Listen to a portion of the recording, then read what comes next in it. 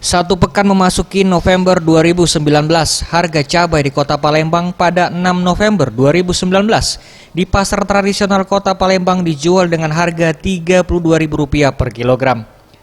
Dijelaskan oleh Ani, salah satu pedagang pasar kilometer 5, terhitung sejak 1 minggu lalu harga cabai mulai merangkak naik, di mana saat ini cabai merah keriting dijual dengan harga Rp32.000 per kilogram atau naik sekitar Rp4.000 dari harga normal yang berada di kisaran Rp28.000 per kilogram. Naiknya harga cabai merah ini disebabkan oleh minimnya stok dari petani, mengingat musim kemarau yang cukup panjang di tahun ini. Cak mana yuk? Harga cabai sekarang berapa yuk? Harga cabai sekarang kalau yang keriting 32, kalau yang Jawa 24. Ini cabai merah ada? Ya. Cabai merah. Itu naik sejak kapan yuk? Sejak seminggu yang lewat.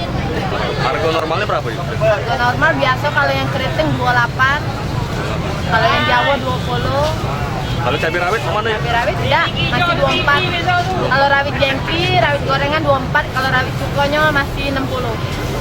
Stok cak mana yuk? Banyak tak? Stok, kalau stok ini yang keriting agak kurang. Apa karena kemarau ya, tidak tahu. Tapi kurang laku yang keriting, karena mahal kan sudah. Kalau yang Jawa 24,